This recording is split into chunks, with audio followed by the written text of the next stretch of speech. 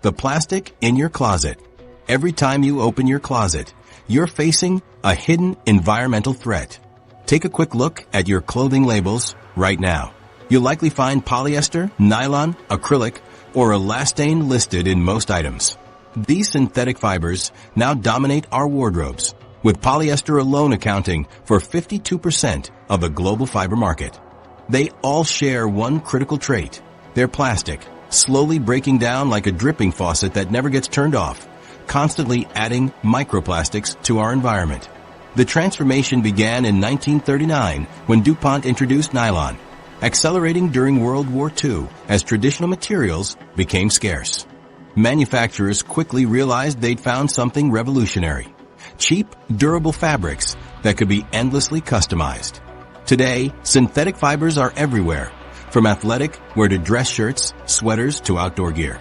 Even clothes marketed as natural often contain synthetic blends. The average wardrobe now contains about 60% synthetic clothing, with some reaching 80% plastic content. I remember buying what I thought was a quality polyester jacket years ago. It felt sturdy at first, but after a few seasons, I noticed tiny pills forming on the surface. What I didn't realize was that each wash was stripping away thousands of invisible plastic fibers that would eventually enter our waterways. This gradual breakdown happens to all synthetic fabrics. Unlike natural fibers that biodegrade, they crumble into smaller pieces that never disappear. A single garment can shed hundreds of thousands of microplastic fibers during its lifetime through washing, wearing, or even just rubbing against other clothes in your closet. The environmental impact begins long before these clothes reach stores. Producing polyester requires over 70 million barrels of oil annually, more than some small countries consume. Manufacturing one polyester shirt emits about 5.5 kilograms of CO2, nearly triple cotton's footprint. Factories often discharge untreated wastewater containing plastic pellets and toxic chemicals directly into waterways. When we dispose of these clothes, the problems continue. Less than 15% of textile waste gets recycled globally. The rest ends up in landfills or incinerators, where synthetic fabrics either persist for centuries or release toxic chemicals when burned. Even recycled synthetics present issues. Regenerated polyester sheds more microfibers than virgin polyester during washing. Several factors drove this global shift.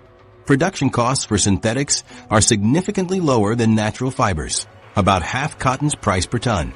They also offer performance benefits like stretch and moisture wicking that consumers demand.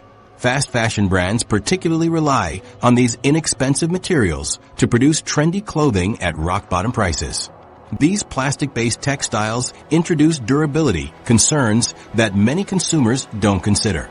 While synthetic fabrics may seem sturdy initially, they degrade faster than natural fibers with repeated washing.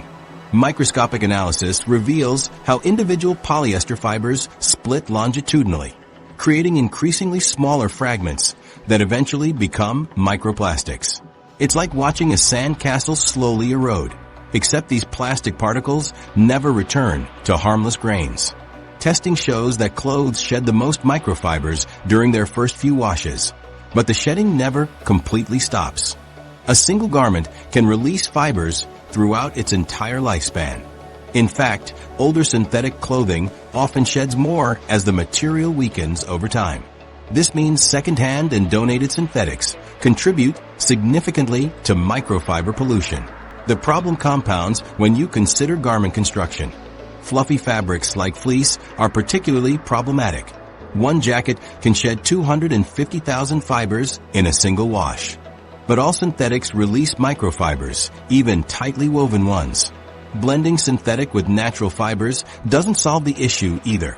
These hybrids still release plastic microfibers when washed.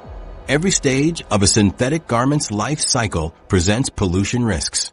During production, fiber fragments escape into factory wastewater.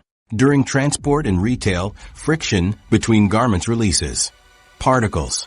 During consumer use, wearing and washing generates constant microfiber emissions. And at disposal, synthetic clothing continues breaking down in landfills, with fibers leaching into soil and groundwater. It's a life cycle where plastic contamination is inevitable. The most alarming aspect is how these microfibers accumulate. Unlike larger plastic items that might eventually degrade somewhat, microplastic fibers persist indefinitely. Wastewater treatment plants capture some, but many slip through filtration systems. Studies find synthetic fibers account for 90% of microplastics in ocean surface trawls, far outnumbering other plastic sources. Your wardrobe choices directly connect to this growing environmental burden. Each synthetic garment contributes to microfiber pollution every time you wash it. Collectively, we're releasing millions of plastic microfibers into waterways daily from laundry alone. The situation will only intensify as demand grows. Projections suggest synthetics will comprise 73% of fiber production by 2030. This plastic infiltration happened gradually through decades of shifting industry practices and consumer preferences. But now that we understand the consequences, we face critical questions about how to address the microfiber crisis.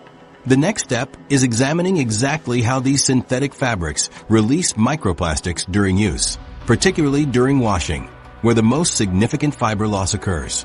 Polyester and other synthetic fibers behave fundamentally differently from natural materials when exposed to water and mechanical action.